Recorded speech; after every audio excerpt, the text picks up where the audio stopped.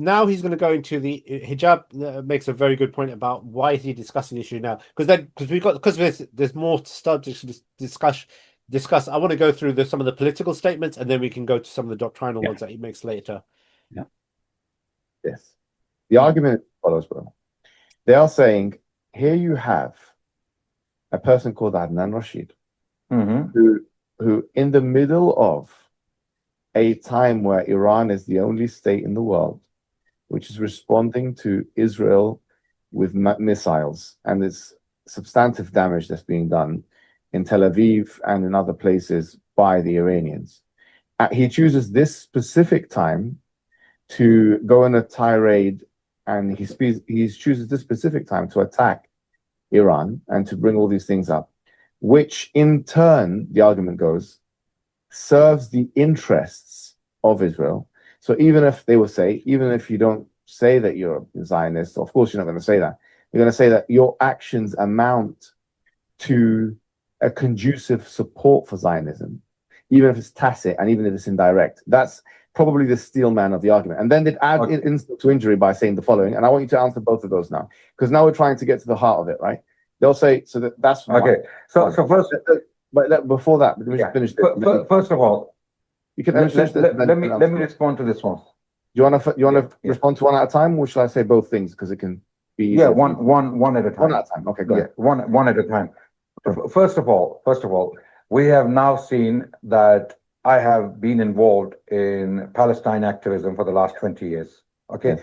And there's more than enough evidence for that. Anyone who wants to dig and look at the practical work, from being on the ground in Gaza, delivering aid to the people of Gaza, widows and children and orphans, no favor of mine. This is my duty. This is my responsibility. I'm not doing anyone favors. I'm only telling you this. I'm only saying this to make sure that their propaganda, the propaganda of the Shia against me, fails, because they've been trying to make me look like as you put the case forward just now, as if I am trying to benefit the Zionists somehow.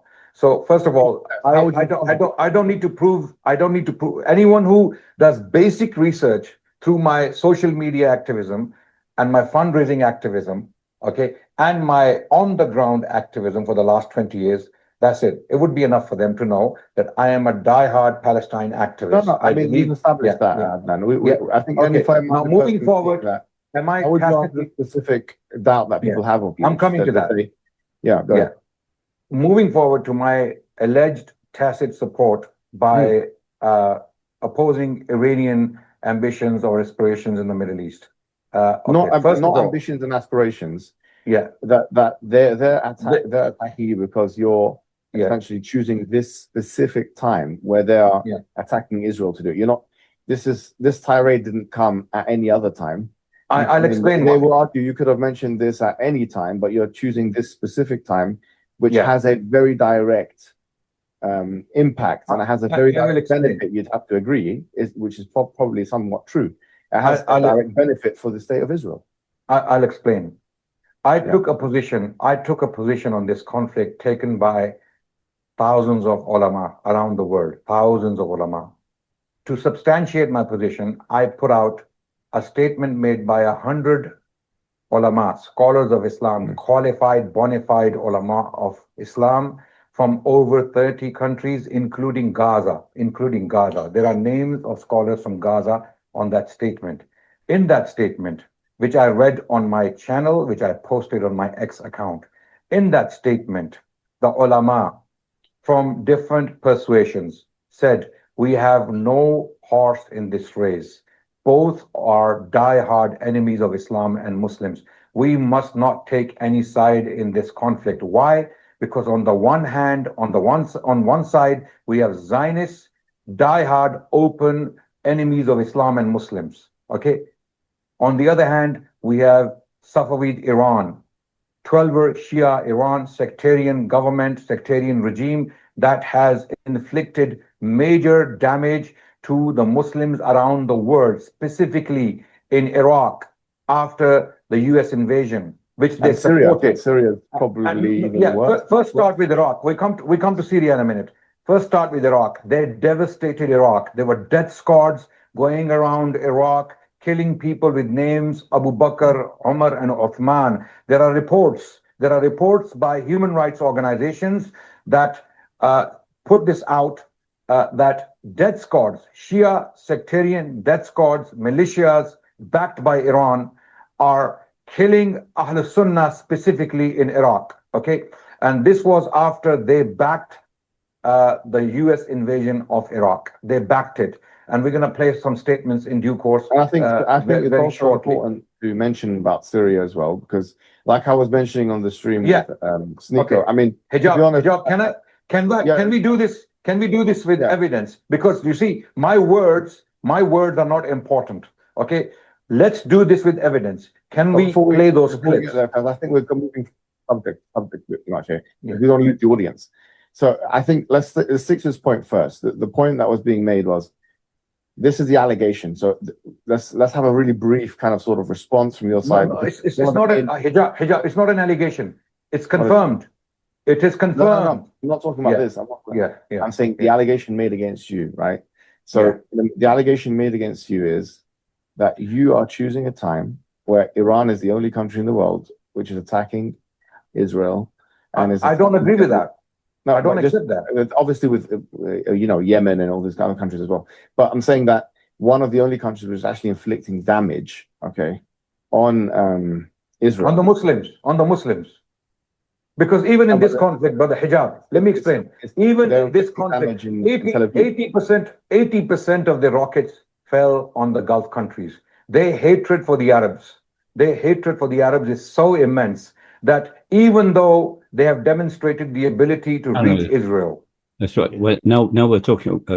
You're talking about 80% fall on the Gulf countries. This is nonsense. This is manifested. The man is definitely biased, or his brain is not working properly. The missile falling on the Gulf countries is only in all their history since Khomeini came. Only now, when the Americans and Saudi started the attack, that's clear. Nobody is there. There was not even a shot. The first shot was on Aideed base in the 12-day war in June last year. That's the first shot against Aideed, and only against American facility, only against Iraq for the Americans. That's a military action dictated by necessity because they were even attacked before. So that's his statement is nonsense. They're attacking an American base, which start from which attack started against Iran. Before that, there was no missile, not even a bullet shot from that side. Before that, since the 80s, I'm present in the 80s. The shots and the attack was coming from the Gulf countries plus Iraq with Saudi money and Emirati money. I am witnessing of that and mentioned that in many of our meetings. So this is nonsense. Skip that. Hated for Arab, hating for the Chinese. This is now going to the nationalistic game. This is a straightforward lie. That they supported the invasion of Iraq? No, they did not support. The one who supported and cooperated them were the Shia of Iraq, who were in exile in London, and some were sacked to become agents of the West. But for my belief, and according to evidence we have in our book, the Mu'ala and Mu'ada, they committed an act of kufr this year. Iran was not with them.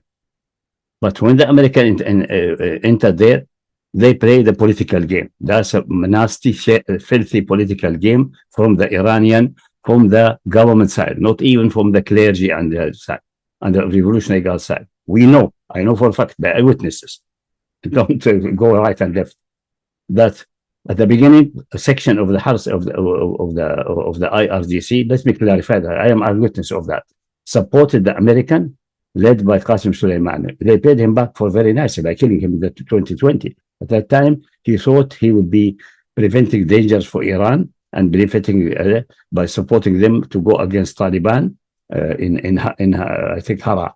He supported in that. After that, obviously, he regretted that his mistake. But the majority of the IRGC, what they were doing, they were supporting Taliban and supporting Al Qaeda. Al Qaeda was hosted inside. So don't come with this BS because you are Adnan Rashid. You are ignorant about that. Ask the eyewitnesses. I was not there by but an intermediary is one of Ayatollah, who is a member of the Majlis of Experts. And we don't need to expand about that now. I mentioned that in many other places. It's public knowledge. That's the situation. That was a mistake to leave the matter in the hand of the government, or let's call the civilian side. Let's be mindful, which is a mix. Some Shia, some atheists, some Zaradishtian, some Baha'i, and so on. And the whole thing is a balance of power there. I'm not going to details about internal politics. These are the one who commanded the field when the American entered in here. But they decided to enter, not inside of American, to try to take over the Shia there, who are hostile to Iran, by the way. But you are ignorant, Mr. Adnan Rashid. Sorry to say that. They tried to take, and then because they were really working as civilian, as non-Muslims, as Western educated, they thought they can play the balance of power, and they were, for example, the attack against some other shrines and so on is done by the Minister of Defense in Iraq, who is connected to Iran, a member of their intelligence. That's done by the Iranian. What's the purpose of that? Is to move the Shia of Iraq, tell them nobody protect you against us and against the Wahabi and the Takfiri. That's the story told to the Congress. So they want to take the leadership of that as a matter of strategic move, not dictated by any ideology or theology. And before that, the killing was Shia started by whom? By Zarqawi and other Sunni groups. This squad he mentioned were established much later. So this guy does not have even the historic situation correctly. I am following that. And we have that in our broadcast recorded. Our early broadcast in the 2004-2005. And then a second broadcast that was through satellite. Second broadcast was internet and then through satellite in between 2011 and late 2015 when we stopped it. We're unable to continue. That's all on record. And in the second broadcast, we condemned the coming to Syria and the crimes committed there by the civilian wing of Iran. Khamenei is also guilty because he remained silent about that, trying to play the balance of power. It backfired against them very badly, what happened in Syria after that. But that's another issue. Has nothing to do with ideology. This is political, filthy work. We know that. So that's not an argument. But it doesn't answer the issue with Gaza. Doesn't answer the issue of Gaza. Even at the beginning of Gaza, they did not do what they should supposed to do. Even they advised Hezbollah to just restrict themselves to small warfare. They were afraid of America. They were peeing in their pants. That we said also in our recent broadcast. And we condemn them for that. We're still condemning that until now. So don't come with this. Learn with the facts and the feed as they should be, not according to propaganda and Sardia. But after the at least 12, when really the attacks of rockets became serious, nobody was there. And the one who adopting, claiming to be Sunni, Adnan Rashid is obviously defending or taking an obscure stance about them, Emirates and Saudi Arabia, were manifestly killing the Palestinians or participating in the Palestinians or having gathering and dance and festivities while the Palestinians being slaughtered. That's Saudi Arabia. The Emirates, not only that, they have section of their army participating with the Israeli, and the Israeli helping them to do a considerable slaughter in Sudan. The ones slaughtered there are Muslim and mostly Sunni, not whatever else. So the alleged Sunni of the Emirates, who are by these acts, and before that we know they are Munafiq Kafir, they are doing that. Doesn't mean the Sunnism is right or wrong, nor Shiism is right and wrong. I mean, the ones in leadership in the Emirates and Iran, in Iran at least the section who had the real power until very recently, these are filthy dogs. Fine, agree with that, no problem with that. So don't mix that with ideology. Don't play that game. Either you are cooperating with the Emirates and the Saudis and so on that because you are blinded by sectarianism and by set point of view in your mind, confusing that with the real action of these people. And I use sometimes a very non-kind language, I guess that they're using this Salafi and Madkhali like donkey. They ride on them until the donkey is unable to move, then they check them out. That's it. Using as a tool. Or even a worse metaphor sometimes they use them like toilet paper. Wipe yourself and they throw them away. They're useful for arriving, but no more than that. So don't use like that. Or confused, whatever it is. That's the reality in summary. Go on our broadcast in 20, they are alhamdulillah there, also 11 to 15, 20, and then we see that. And recently, until a few days ago, see our Barathan update in Rumble, because it was removed from YouTube.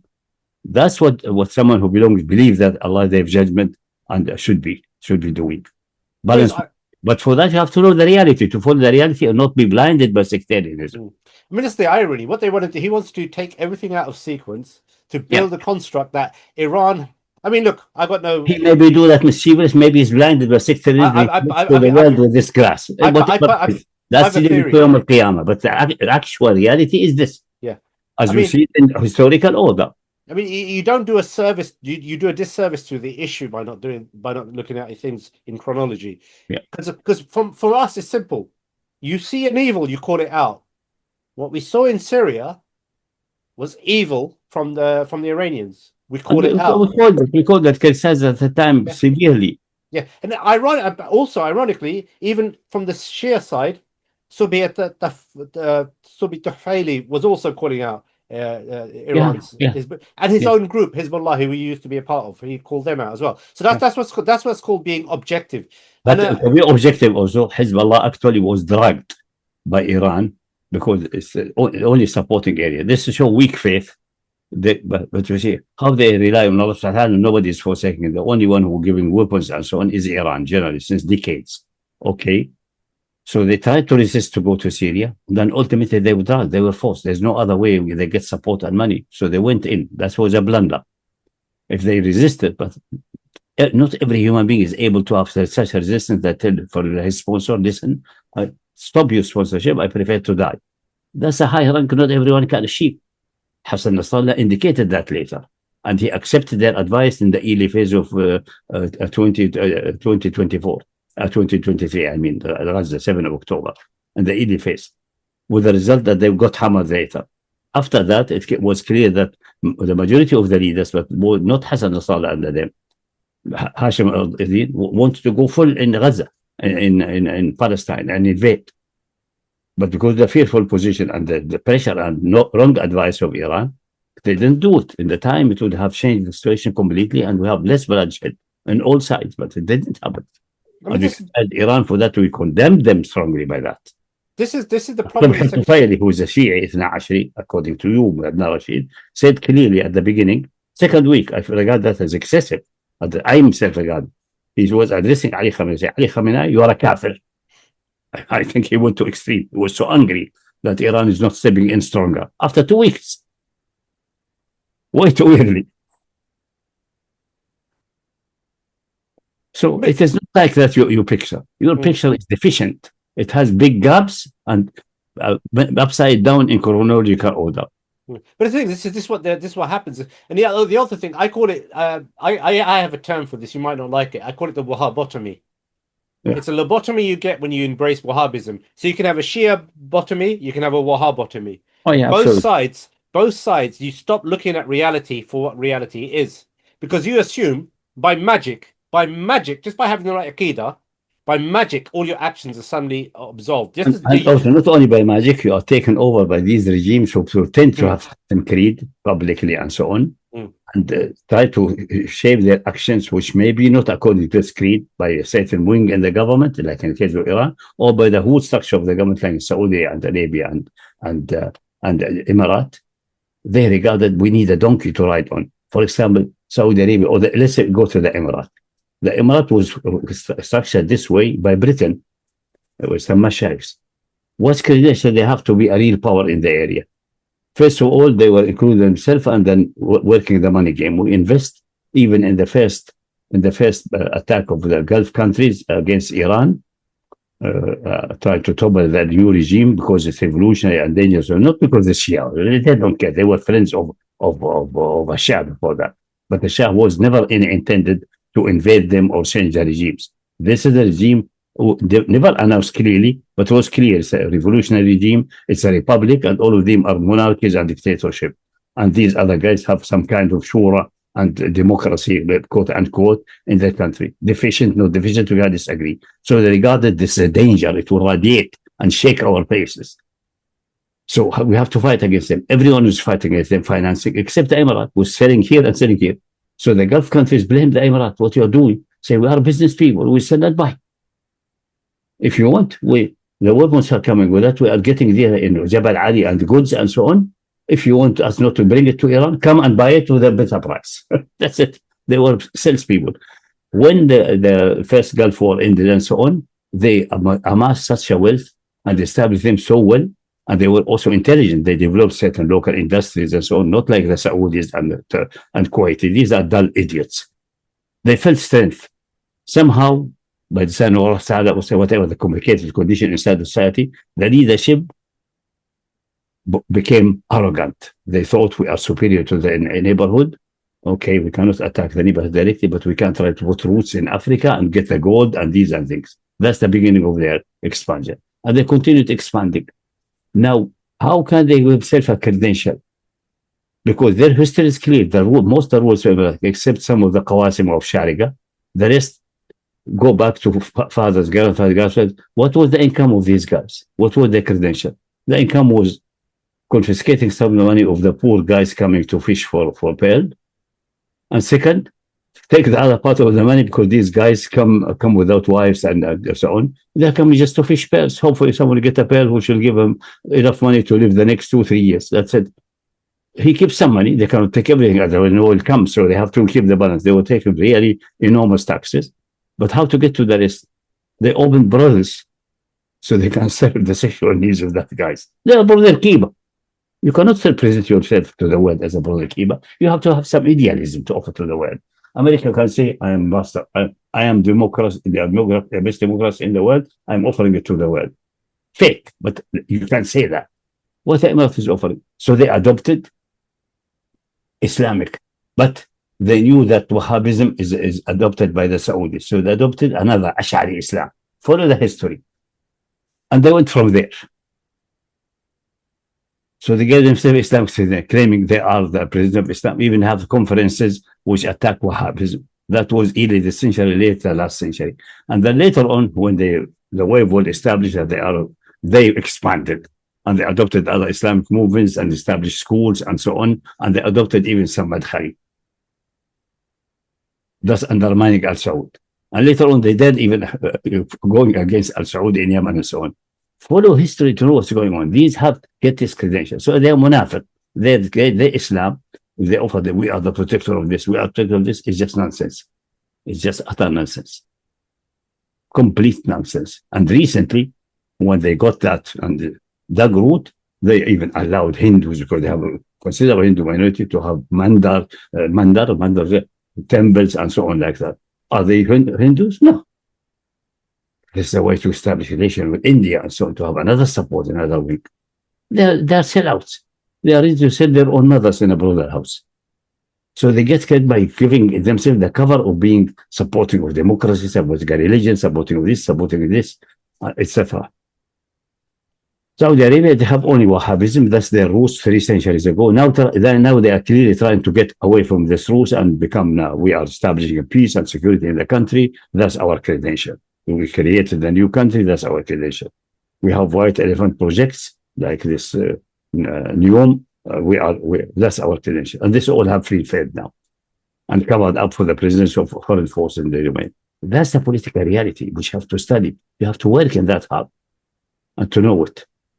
The part in the 80s until 90s, I am eyewitness. I sat with Salman bin Abdul Aziz, the current king, before he became king. He was still governor of Riyadh, and we have discussion about these issues. And he tried to fool us. At that time, I was not aware that he's in communication with the Jews since the early 80s. So wake up, Adnan Rashid. These are enemies of Islam Muslim, more even than the Hadith actually, in matter of Islam Muslim. If you regard the Shia as enemies of Islam Muslim, I say the religious wing is not. He's more devoted to maybe sectarianism to the Ithna Ashri, but to Islam. Certainly not enemies of Islam. While Al Saud, enemies of Islam go. Everything goes. It's much worse. Does not mean that Shiism is correct or Salafism is incorrect or no. But tell you how the game is being played. So don't stay in like the classical simple-minded scholars who go by the appearance and slogans. No. I mean, it's like substituting, for example, some of this monarchic dog from the UAE Faris when he starts talking about Ikhwan. So now Ikhwan is the boogeyman. But the thing is, if you look at history, Saudi, for example, backed Ikhwan as against Egypt, Nasser in Egypt. So the point is that when you take history, context out of history, ironically, a historian has taken the context of history out of it and trying to frame it as this. For example, the issue of the crimes of GCC. Clearly, it's defensive. If fuqaha can talk about targeting the kuffar, and even if they put Muslims as human shields between, and you have to attack them, you attack them. So his entire critique of saying them targeting the GCC, they have allied with kuffar against Muslims. According to Abdul Wahhab himself, that's an act of kufr. Yeah. So what kind? You're not even consistent as a Wahhabi. No, it says nothing consistent. That is all. I must tell him Adnan Rashid do it consciously. It may be very real that he's confused. I mean, look, Sheikh, this is easy to, like I say, Wahhab to me.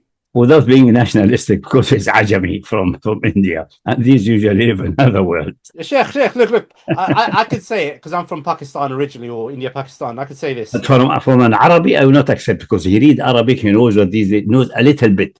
From him, he lives in another world. Yes, he in London maybe, but being in London does not make you like someone who is living decades of his life in Saudi Arabia and meeting with these high-ranking Saudis. But not just that, Sheikh, but anyone who picks up a history book, ironically, you pick up a history book, you can see the history of the events that happen.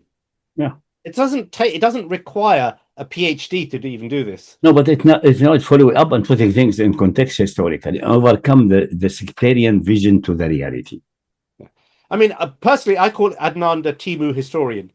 As in, if you order, when you order stuff from Timu, he's clearly not historian. He's clearly it's a Timu historian, as you get basically like a low budget approximation of what you wanted. Yeah. And it's wrong. Depending what is it? I hear a few things about history and about the Fitna Kubra and the fight and Safin and so on. It is plainly unhistorical and unfounded and not scrutinizing things properly, that I said this man is. I remember I told you, who is this guy? He's a joke. He is a joke. I mean, for example, he buys into Nubakhti and all that sort of stuff. All of these madakhila, they have the same thing. They're not critical in any way. But on the other hand, Nubakhti itself is not clear. I believe the myth story of Abdullah ibn Saba. That's what I'm saying, isn't it? Abdullah ibn Saba. He advocates for that. He says that Abdullah ibn Saba, this amazing member of the Avengers, Marvel's Avengers, who was going around like Nick Fury and doing all this stuff when there's no other recordation. I call it Space Adventures by Abdullah ibn Saba. There may be a person called Abzaz exists somewhere and doing small mischief, maybe in Kufa and kicked to Madain. But these legendary travels and going around is absolutely fabricated. Indiana Jones. Okay, I'll carry on, inshallah, because the other thing is this: he glosses because he's got this Wahhabi bias. He's ignoring. But in the past, they say the various narration, and Adnan Rashid is not qualified to scrutinize them. This needs really is a headache, is hell. We're working with that for now 20, 30 years roughly, and now finally we're getting something in shape, which will come soon, inshallah. Leave this. But the current history, we can't follow them. What is not followed in the public, you can ask people. For example, he could call, Massari is commenting, call me. Where do you know this? Where do you that claim? I tell you, I was in this meeting with so and so on, and I heard that. I was in a meeting with Sultan Bin Abdul Aziz in Rashid and Barak house. This is just a small sweetener. And we sat on the table for dinner. The reason for was invited for a pity issue, essentially. Rashid and Barak was here that they are working a new law of contracting to get contractual professors from outside. And it has a major problem there. And there's a new system with the university, which is catastrophic. It's turned the university into middle school or ground school. The university should be a place of research, thinking, etc. So we said, Rasmus said, this is intolerable. If that's passed, this university of King Saud University in Riyadh will be degraded. It's already not the best in the world or medium, but it will go down below underwater. So I say, what to do? Say, Sultan is the second deputy of the king and the council minister. Abdullah is a dull idiot. Nobody talks about him. Leave him. And Fahad is difficult to get. So I will invite Sultan. Say, invite and I will discuss with him. We'll discuss with him. And he came for dinner, but before the dinner, food is prepared, table is prepared. Him and one of his entourage, and the others are in the car and guards and so on.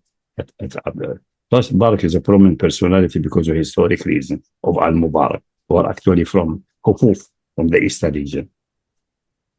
So we opened there, said, this is the law like this will be a catastrophe, this will be a shame, it will degrade the universities. Say, what's law?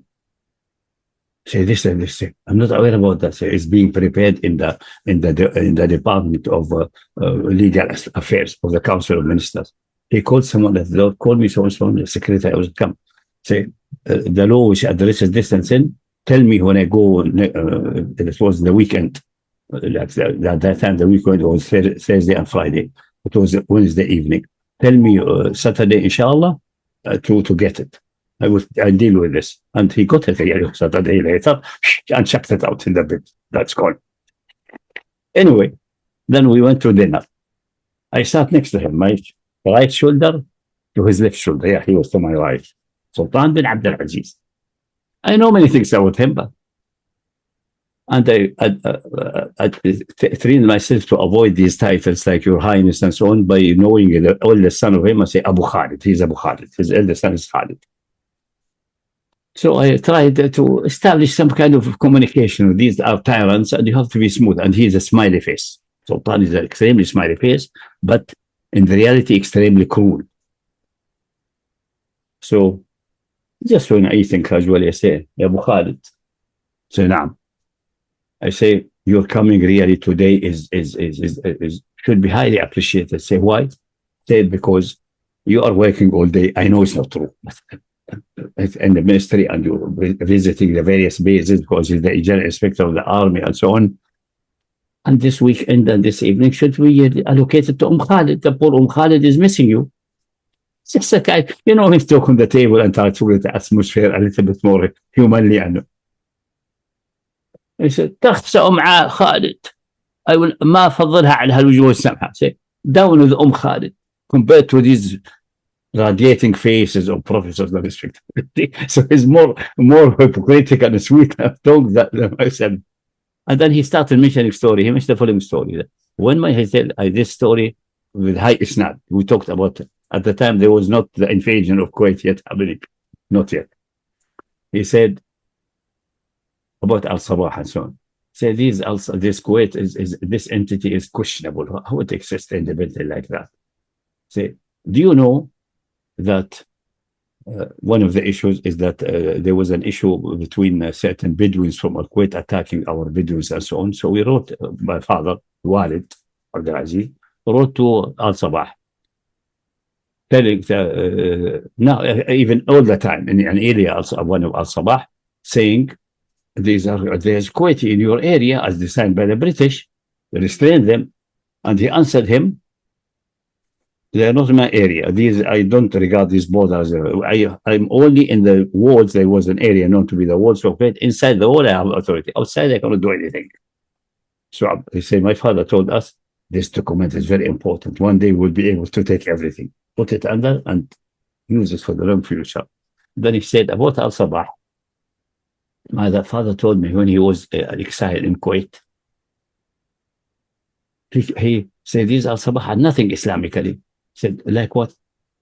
I know that Mubarak al-Sabah was homosexual and have even putting to his side his lover, his homosexual lover. I know that.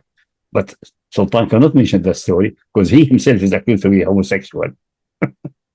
It's almost well established, but don't go in these things. He said, when father was there, he's witness that Mubarak al-Sabah, especially the founder of current Kuwait, because before that it was about the part of Basra and Iraq.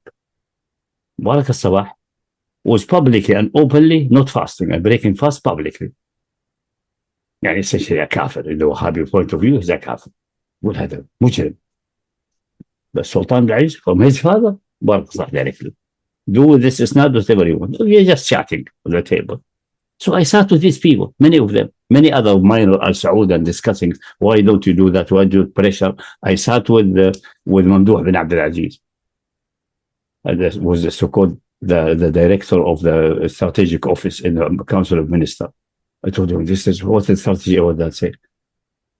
We have strategy. Strategic office. What you're doing there? We said, do you believe there's a strategic office? It's just a room and a place for secretary who gets salary for it, and they get salary for this, and they go sometimes once every 2-3 weeks, and there's no research staff, nothing. I say, Abu Naif is the son of Abu Naif. Your duty as a Muslim, because he's not practicing at that time. But unfortunately, he was diverted toward Madkhalism after we left Saudi Arabia. But at that time, he was still really generally Islamic, thinking about Khilafah, Islamic rule, things like that. So I had more courage. So your main duty should be not doing ritual acts and going. For example, he had adopted the following. He told me that they go in Jeddah. They have a group of Sufi, obviously not to have persuasion. They go to the graveyard after Salat al-Fajr, and there are some graves ready because Jeddah is so big that the grave digger is keeping few graves ready. Because there will be such a huge city, you will have every day at night some people passing away. So they prepare few, and they say we go down, each one of us, lay in the grave and imagine what happens after death. Obviously, it's spiritually very boosted. And I told him, it's great that you do that. That's very spiritual, good. But for a man in your position, is more important to tell a word of truth to Fahd, your brother Fahd. So I have liberty with him more than with Sultan and others, and the strategic office. So I am eyewitness. I know many things about them. You did not sit with them, you don't know what they are. And the very instruction I will give. I'm not claiming that I'm conversant with them on a daily basis or weekly basis. No, God forbid. It can't be unless you are a drinker and fornicator and homosexual. That would be then their body. I was never their body, but I'm invited in meetings, a few things with other people, inviting them for the political discussion or legal discussion, like about this law of the universities, all these things. So I have good anecdotal evidence what's going on behind the scene in many cases. So don't be fooled. If you have an issue there, call me and ask me. Inshallah, I will try to give you, I will tell you that I have witnessed, and that people claim maybe when the balance of evidences I know from others, it seems to be true. And another, I can't tell you about issues, special issues, about general line of policy and so on. There's no doubt about that. Starting with the founder of the first Saudi state, Mohammed bin Saud. We have enough evidence that he also used Mohammed bin Abdul as a donkey to ride in his back. We have enough evidence. They are recorded by the Wahhabis themselves. Sheikh Salman al-Najdi, Ibn Bishr, Ibn Ghannam, in their books. Which he denies. Later on, he denies a lot of the stuff. I'm going to carry on, inshallah. So just to bring things to, so he's just before this, he's framed Iran as being effectively the aggressor, when in fact they were targeting. Everyone in the world knows that's not true. And he's saying about some kind of, as in, and now later on he's going to be, he's going to. This episode now, since many years, Iran has not aggressed anyone except in Iraq and Syria, and I attribute that to the Madari wing, attributed to Iran as a total and to Madhab if you wish. That's your wish, okay. But definitely before 2024, October 7, maybe years, there was no real aggression or any attack against anyone. Definitely not. Definitely not. According to usual tradition in the world, they were in Syria on invitation by the so-called international legitimate government, and Iraq also by cooperation with the government there. They didn't invade, they didn't throw bombs and invade or anything like that. And also politically, that obviously that's Islamically not acceptable to us. But if you go by these measures, in the Gulf, not even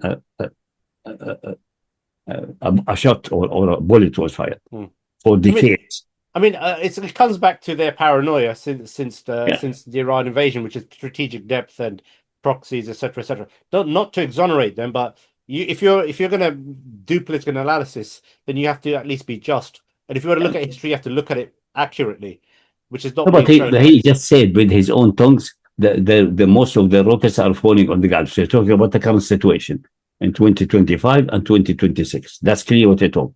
That's where rockets from Iran came anywhere. But that was not. And in the Gulf, the only rockets fell in 2025 is the few ones on Aideed. Did any other rocket? Remind me. I don't remember anything. There was one that went towards UAE that was intercepted that hit an airport. Which one? When was that? I can't remember. It's relatively recent, I suppose. I talk about 2025. Okay. In the 12-day war. only one attack or a few attacks against Aideed, against the American facility, especially destroying the bigger radar there. The one in Bahrain, yeah.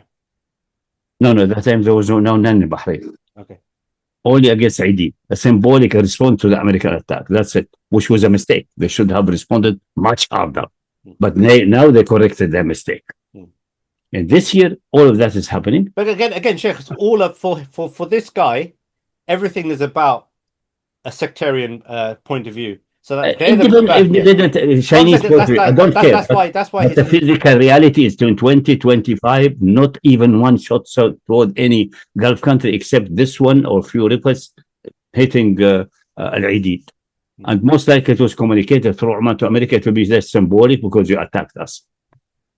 Similar to the one before that, 1 year before 2024, we made the mistake with the so-called True Promise 1 and 2, just symbolic reaction to our, and even telling the American advance will be done, which is a catastrophic mistake. They pay much blood for it now.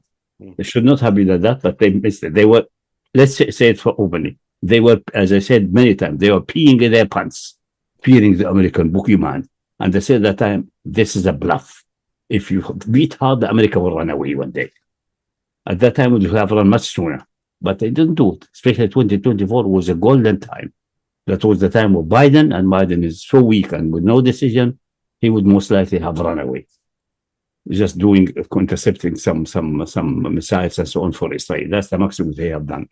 And they would have an unbelievable victory at that time. Unbelievable, but that's what has happened. We can criticize how it developed and so on to learn lessons from that for the future. But in this year, it seems to me they learned the lessons, and they are doing things not symbolically. That's the reality in the field. Is their motivation Islamic or they are devil worshipper or Chinese? It doesn't matter. That's the history as it looks in front of us by agreement of everyone in the world.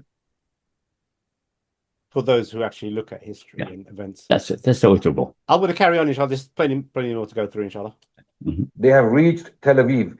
Their rockets are falling down on the Arabs. They are not even targeting US ships in the Strait of Hormuz. Okay? They are not targeting Where is this Tel man Aviv. living? They are... Where is this man living? Yeah, but I think this was 2 weeks ago. But the thing is also this. Even 2 weeks ago. Even 2 weeks ago. Yeah, but the thing is, look for me. In the main war, in the main 38-day wars, the American fleet, the aircraft were chased far away, 1,000 kilometers out of the range of the Iranian missiles. I mean, Daniel refers to Adnan Rashid as Uncle Retard. I can see why. Because look, but the thing is, look, if I was to say, look, this is the thing that really irritates me. He's critiquing Iran for not doing enough. Okay, fine. However, look, I'm appealing to the listener here now.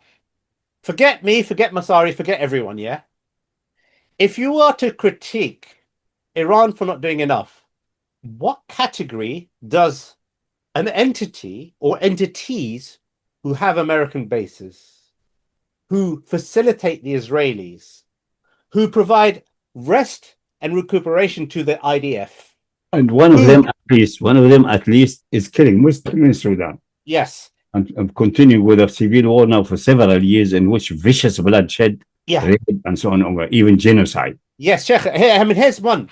This is the thing. This is the thing about even somebody I knew mentioned, he did condemn UAE. No, he didn't.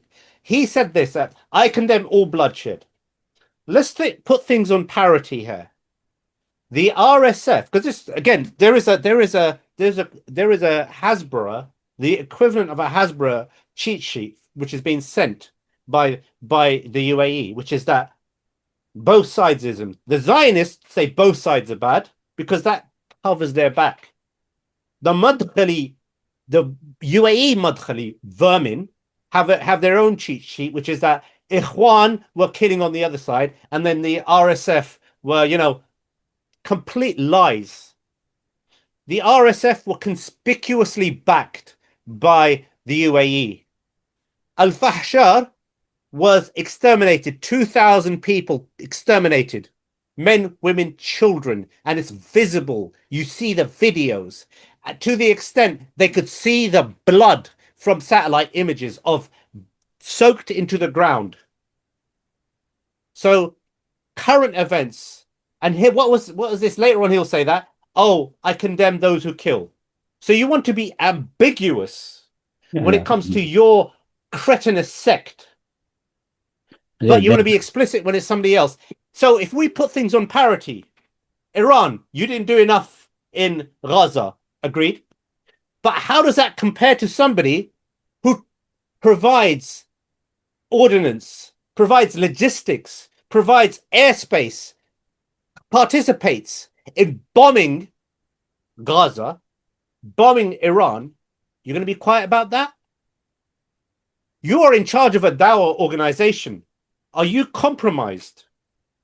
Is IRA compromised? Is the blood money from Al Saud too great for you? Is the blood money too great for you? Because look, Sheikh, I had a family friend who used to bring Ahmadiyya into the country. So Ahmadiyya used to came to our house once, well, at least once I remember. Now, very good for dawah, very good da'i, but he had a Saudi bias. And my brother, I remember my brother handing him a HT leaflet, and the guy was like really, really reluctant to take it. And I remember in Regent's Park Mosque. That is different. That is a country far away. Yeah, no, but Sheikh, I'm going to give you a little story. A minority, and he doesn't know about what's going on in the area. But the thing is, Sheikh, let me put some context to this. When the Gulf War happened, there was some kind of pulling of strings there. So he came to Regent's Park Mosque, and he said a story about if you are drowning and Satan is walking past, would you ask for help? He used that as an analogy for American troops coming into Muslim land. And in the same talk, he mentioned about 5,000, or this one or later one said 5,000 Americans became Muslim. What I'm saying here is that people, they take a good act. So, for example, Adnan, excellent work on the dawah. However, how do you offset that against something else? So, for example, 5,000 American troops, if they became Muslim in Iraq as a result of what happened in Iraq, alhamdulillah, that's good. You take the shahada. However, 500,000 children died in Iraq through sanctions. Does that offset that? This mentality that people carry around, that doing one good act and then being compromised politically. Comment on something. I think there's a mistake here, because that 5,000 Americans became Muslims because by the condition of the war and forces coming, they saw Islam. They never knew about it, and the radiation of Islam affected them, and they became Muslim by grace of Allah Subhanahu wa Ta'ala. You're calling them or not is just happening in the universe, because that's connected in a way in the heart of Allah. The one invited them, never intended, never wanted them to become Muslim, was not in his plan. And Islam wanted to protect himself from Saddam, for example, or liberate Kuwait.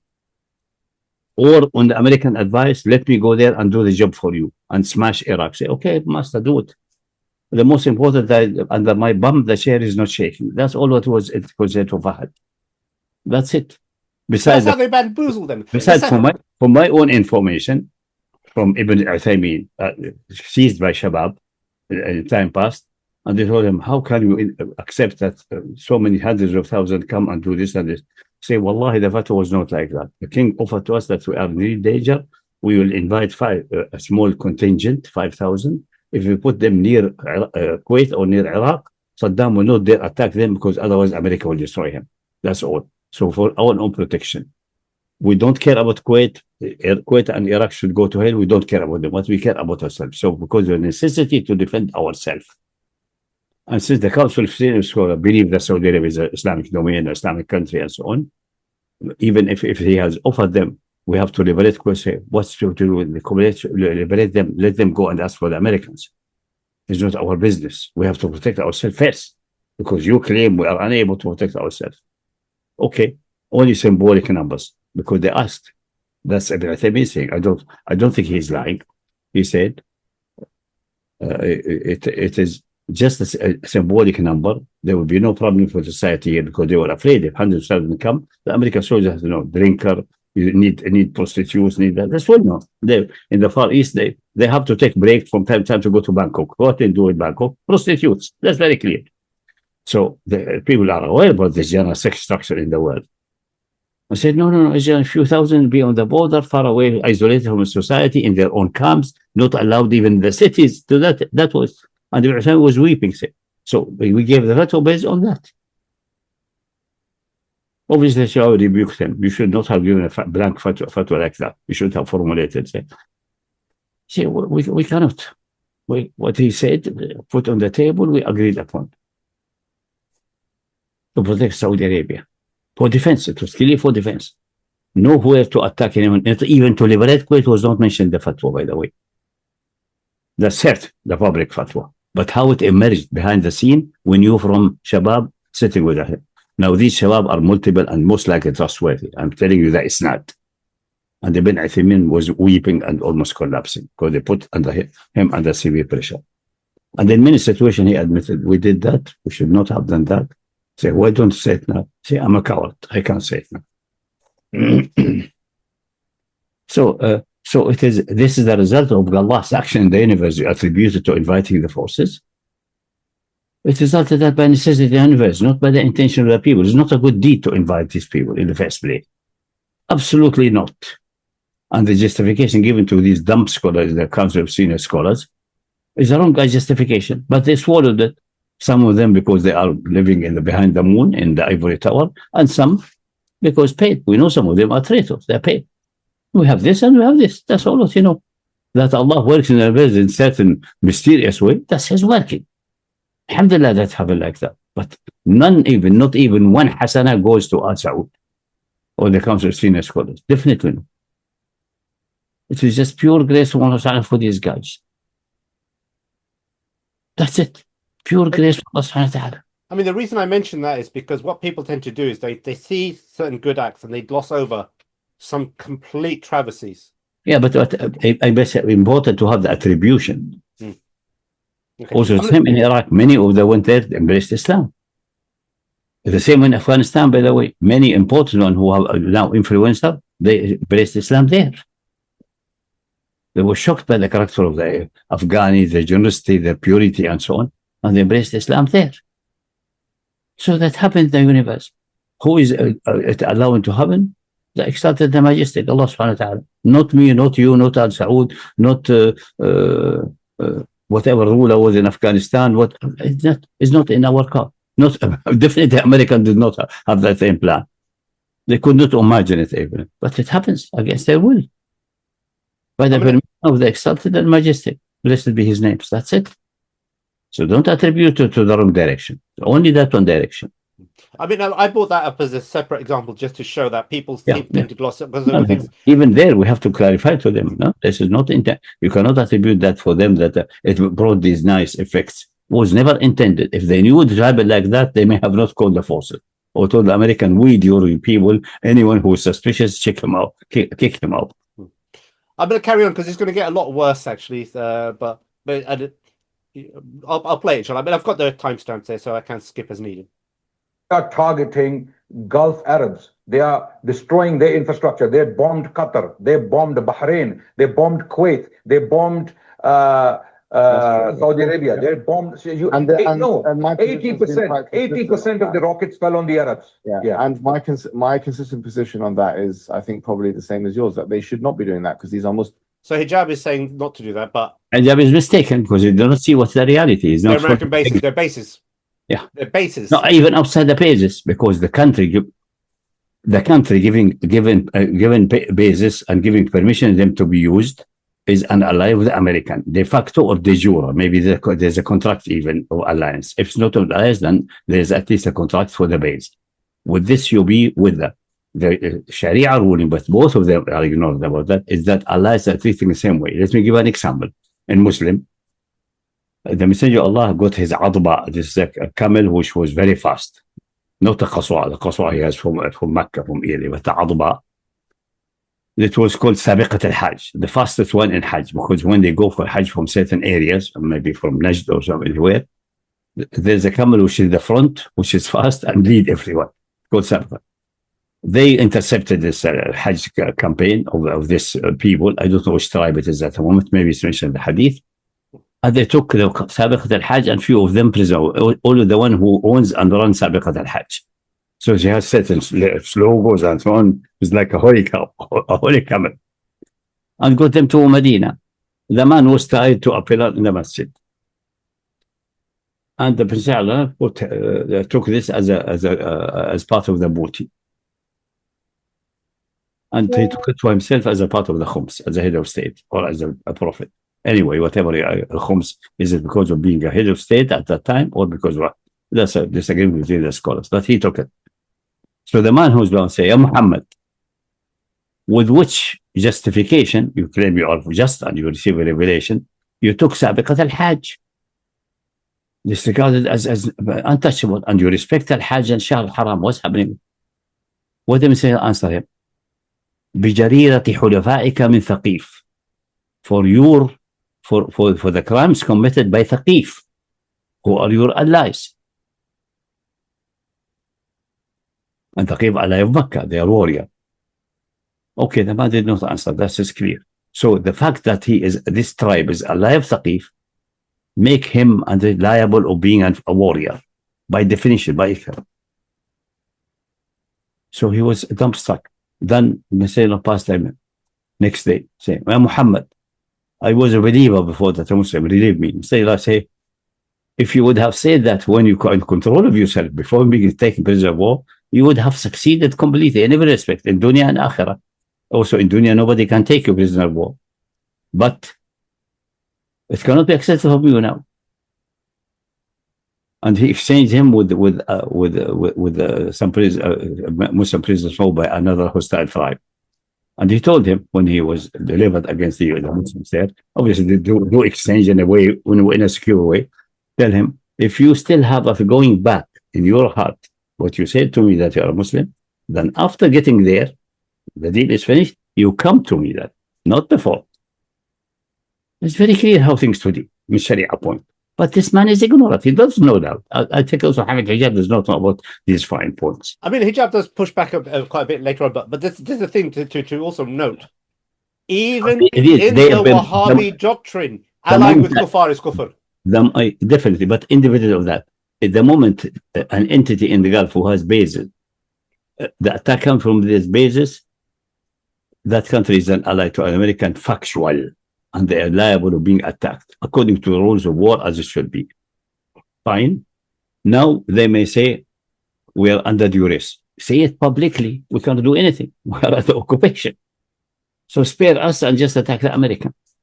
Don't claim, America, aggression against Qatar. They screamed, all of them screamed, we will not accept this aggression. We'll defend our airspace. Shut up. You are under duress. If you are really sovereign, then you are accept the alliance. Then you have to suffer like any ally. That's the Islamic law. It overrides any law in the universe. That's it. But actually, the international law is like that. An ally is the same, has the same treatment like the other allies. And it's up to the head of state of the aggressed country with an aggression to decide whom to attack first. And that's tactic and strategy of the war. But in principle, the same attack can be on this and this. It's exactly the same. No way. According to Islamic law, and I think also according to the well-established principle of international law. Allies are treated the same way. Attack against one of them, one starting war from one of them, all others are starting war. Or they say, no, he started on his own way of declaring the alliance is innocent, have nothing to do with them. Then they are out. And they have to be out really, not saying it and doing otherwise. But this is the secondary point. So things are clear from Islamic law and also from international law and the practice over millennia. The bombs are falling on the Gulf countries because Iran was attacked by them. I mean, attacked by you. There's so much double standards in Adnan's statements. That's a blatant understand. I would say the same if Iran would have Buddhist country being attacked also. They have the right to attack back. Simple. Straightforward. Has not to Iran being Shia or Sunni or Muslim and so on. But what might make the problem even more compound is that Iran essentially and dominantly Muslims, forget about his takfir or Ashri, is bullshit, is BS, and unfortunate. I'm sorry to use such harsh word, but be harsh. Yeah. So can make takfir of 90 million in that people. case, it is worse. They are allying with the enemies of Islam who are hostile, waging war. So kafir harbi against a Muslim entity, even if they have deviation according to your point of view. So. And they claim they regard Iran as a Muslim country. They never said publicly this is a kafir country. We put them equal in kufr I mean, the rulers and the system, not the common people, and not the stooges or the spokesman like Adnan Rashid, if he's a stooge. But he definitely, de facto, even if he's unaware of it, he's the spokesman. That's irrelevant. What's relevant is that the official authorities, they never declared Iran to be a non-Muslim country, and the relation with them is just neighborly relation according to international law. Funny you should say that. He puts them in the same camp as the Zionists. He said, but the reality is different. Even they are not in the same camp like the Zionists, because the Zionists are as in state of war continuously and aggressive by being in Palestine. They're taking the land of the other people, and the only way to end the war with them is that they leave the country, retain back the land. That's the only way. That's the only peace which is acceptable Islamically with them. Iran did not occupy anybody before. No way, nowhere. Show me where they did occupy. The Shah did as an imperial, follow of Quraysh, imperial of 2,500 years after Quraysh. To hell with him at Quraysh. And he acquired some parts of Iraq as part of the imperial. But he did not take the land of the individual peoples. He just brought it under his control as a king, even not like Israel. Where else? Tamb, the three islands, they're screaming since eternities about Tamb al-Sura, Tamb al-Kubra, and Musa, or something, Abu Musa or Tamba. So these 3 islands under discussion now. Even the Shah, in the Shah time, that's in the Shah time, he did not take them. What happened there? He negotiated with the belonging to Ras Al Khaimah, one of the, unfortunately, of the rulers. But the other branch who law in Sharia are more Islamic. But this guy, a corrupt guy, what happened to these? They bought it from him. According to international law and secular system, you can sell. You are a king, you own everything. America itself exercised that. Alaska was Russian, and they paid. The Russian was in need of money, and they offered them 20 million. And become American. Anyone disputing that? According to the current law, maybe according to Islam, it should not be like that. But anyway, nobody is applying Islam internationally. Now, even Trump tried to get Greenland for money also, buy it. That's for them the law. So it belongs according to international law, not Islamically, but it is irrelevant because the one in Ras Al Khaimah, he is not applying Islam. He's not an Islamic ruler anyway. He's a king or a sheikh or believes he owns the country and the people everyone is his slave. We say Islamic and no, and your sale is invalid. But that's Islamically. It's not a reality of the international relation. So these are not even the Shah. He took them legitimately according to the national law. That's all of it. And that's well established. The records in the paper and the pictures and the price he received, how much cash and how many Rolls Royce he got, and the picture of the Rolls Royce here in London. So come on, people. It's different. Even equating with the Zionists on purely secular grounds is wrong. Yeah, well, he's going to make this case now. Muslims in these lands, and I've condemned that quite openly, especially to, I think what's the name then? Morandi's name is Hijab is wrong. He said a few things as well, which I refuted. But having said this, Adnan, the secondary argument is that they'll say, look, there's this element. This is the argument that's made against you. They say there's this element, right, of you're doing something which has a benefit to the Zionist state. And secondly, the second argument that's made against you, and which I'll give you space to. I'm not done. I'm not even done with the first one. That's why. You can add to it because this second one is probably connected, right? Then I'll give you good space to sort of clear that out because this is the main thing that's being said about you, right? Yeah. Is that they say Adnan Rashid has an inconsistent position, okay, when it comes to dealing with different non-Muslim entities and different secular states. They will say that, for example, your attack on Iran has been disproportionate comparative to the attack on the GCC states. And they make specific mention of the UAE because of the connections they have with the other countries in Africa and all this kind of thing, the funding and all this kind of things. And it's vis-a-vis specifically Sudan. So they say that you've got all these other countries in the GCC, which are also doing all these negative things. And you have a disproportionate, the argument goes, you have a disproportionate criticism over those countries, and you're not even speaking about this country that much. If you are, it's kind of seldom. It's seldom. I believe this is a gaslighting exercise from Iranian propaganda machine out there. Okay, whether it's Daniel Hakikaju, whether it's someone else. So you deny this charge? No, I believe all the people who are working for Iranian propaganda, whether they actually believe in it or whether they are being paid for it, I don't know. Okay, this is gaslighting exercise from them. This is whataboutery. Number one. Okay. Firstly, there is absolutely no comparison between what the Gulf states may be doing in Africa, let's say. Okay. Firstly, I have condemned it, by the way. I have addressed it. If you go on my Twitter, we will show the screenshot in a minute.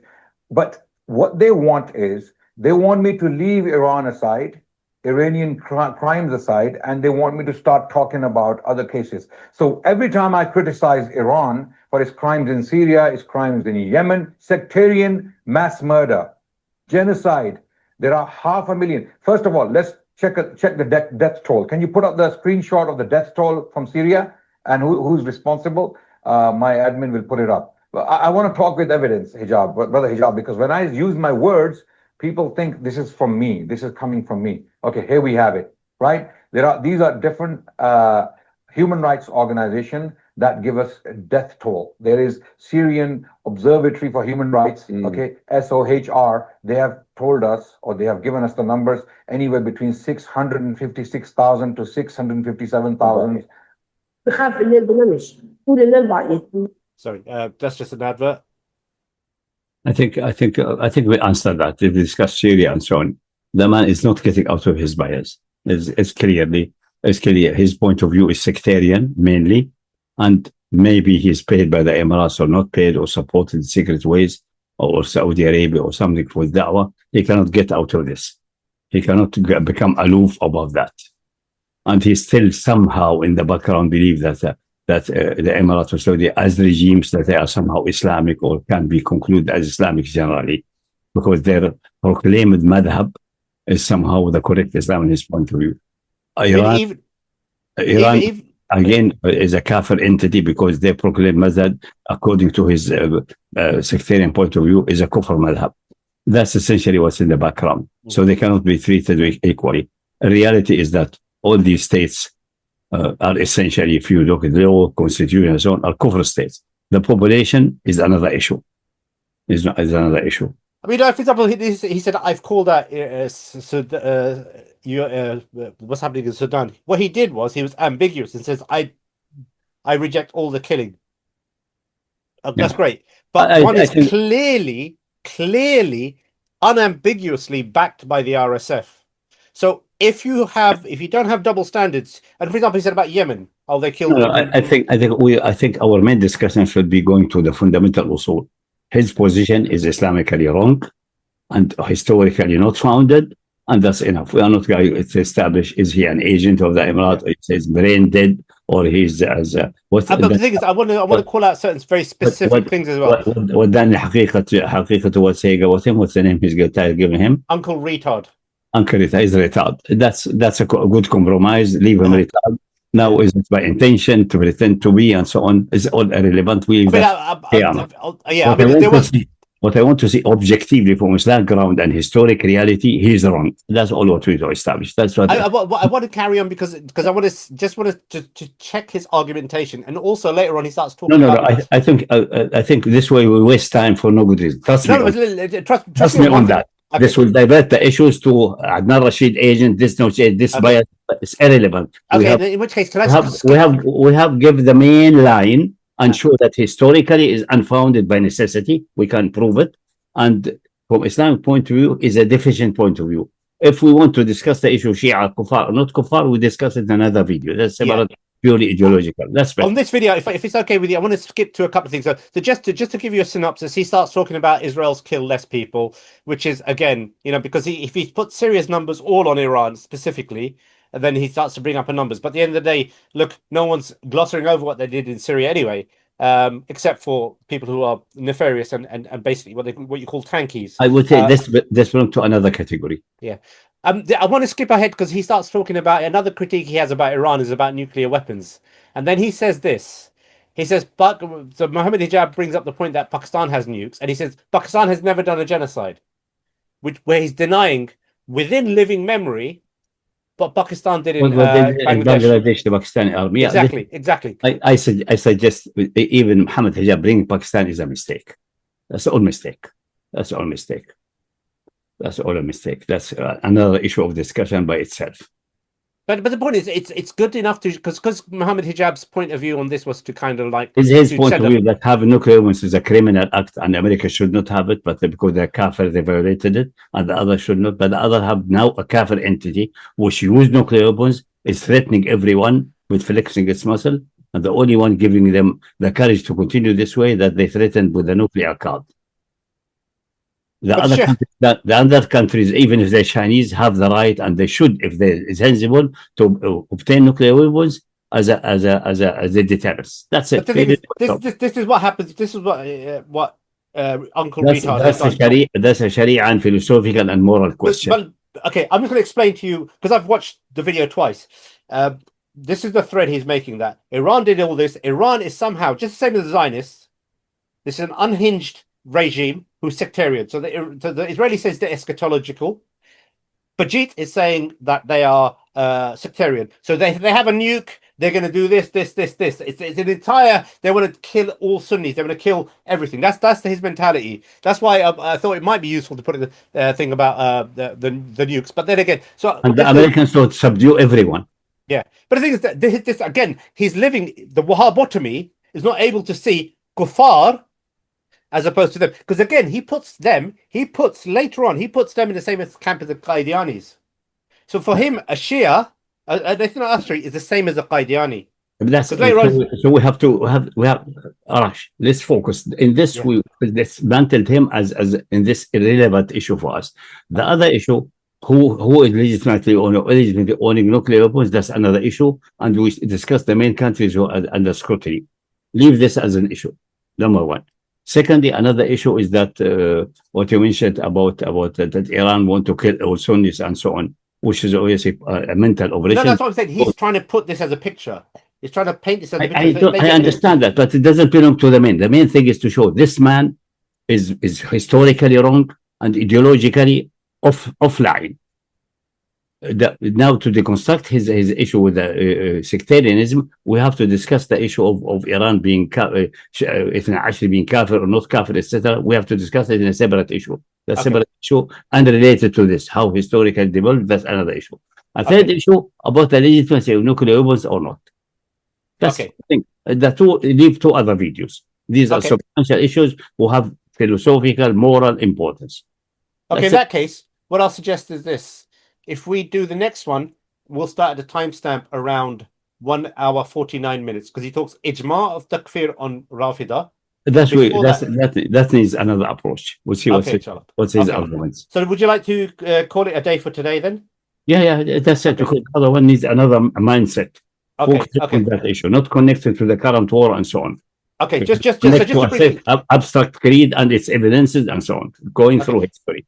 Okay, so what I'll do is I just want to, just for the listener, other timestamps of note and my own commentary, which you can reference previous videos. So 1 hour 32 minutes 35 seconds in this video, he talks about the GCC, a form of unity. He starts to say Iran. He sees Iran as the same as Israel. I hope you can see. It doesn't not see that. That's the issue of takfir is a completely different from Iran and Israel. But in terms of again, there's importance in terms of seeing reality as well. To say that they're if you were to use that critique, you should use that to the GCC, because they were established by the British and Americans to undermine the Ummah. That's the history of these entities. That's all. And the other thing he talks about Iran being expansionist. Then later on he starts talking about. So we won't be going through this part then. So I'll skip that. But he also talks about UAE and Sudan, and he's saying he makes a comparison between a greater Israel and a greater Shia crescent. So They're the same. That's all because of sectarianism. We Yeah. go to that issue will be set. Leave that. This We're not going to discuss this, but anyway, I just want to give that for the making listener. a question of this, and this is based on his bias, but also the reality refutes it. But the bias is the one we have to address. Yeah, I mean, one of the reasons I want to do this, I know people who gravitate because he's very proficient in Speaker's Corner. They thought they switched their brains off from criticality. Yeah, I know. They say, oh, because he's an historian. And the other one he says about for the listener, 1 hour 39 minutes to 1 hour 40 minutes. He talks about critique of Sudan. So he says he does a very ambiguous critique of the UAE in Sudan. Again, well, I personally think that he whether it's IRA is compromised or he's compromised. This is Raj, let's focus on what we are doing. This, the ambiguous about Sudan and so on, relates to his being biased toward Emirates and so on, and relates to possibility that he is either a donkey misled by them or paid by them. That's his character and personality. We settled that. We don't need to bother about that. We should not bother about Adnan Rashid as a person. Okay. All right. So inshallah, the next I don't care. Yeah. The other one, Shia or Kafir not, this is an issue independently from what's going on now. That's going on for hundreds of years. Okay. So we should these two. Yeah. That's it.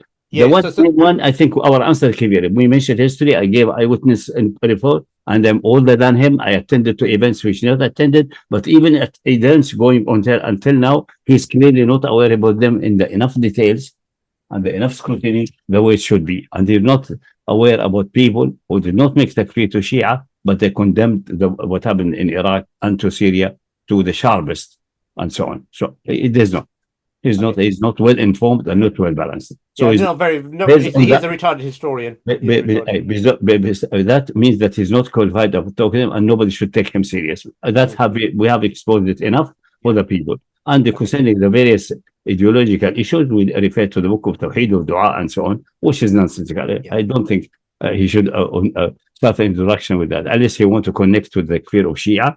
Then in that we discuss it more in more detail. So the next part, inshallah, we'll go through. Next time we do this, it'll be on his alleged ijma of takfir on Rafidah, about cursing of Abu Bakr radiallahu anh, Imams believing in ghaib, Rafida being mushrikeen, 12 is worshipping 12 Imams, istighatha, and a discussion hijab. That's all we discussed that, but we'll discuss it more in thoroughly. And maybe on a third one as well, where his retarded view of history, his denial of unambiguous documented events, again seen through this Wahhabotomy, not able to see what Meow himself did. Okay, inshallah. Okay. Yeah. Okay, so we'll call it a day for today, inshallah. I may split this into 2 parts or more, we'll see. But we will reconvene at some point. So Sheikh, if you want to, we'll speak after this, but Sheikh, if you want to end with dua. Yeah, so we use sometimes harsh words and so on, which is not befitting. But anyway, according to what the Messenger of Allah advised, if you sit in a gathering or a meeting in which a lot of laghat, a lot of talk, cross talk and talk, which is not very appropriate, then the best is to have an istighfar at the end. سبحانك اللهم وبحمدك نستغفرك ونتوب إليك. اللهم صل على محمد وعلى محمد كما صليت على إبراهيم وعلى آل إبراهيم في العالمين إنك حميد مجيد، وبارك على محمد وآل محمد كما باركت على إبراهيم وعلى آل إبراهيم في العالمين إنك حميد مجيد. والسلام عليكم ورحمة الله وبركاته.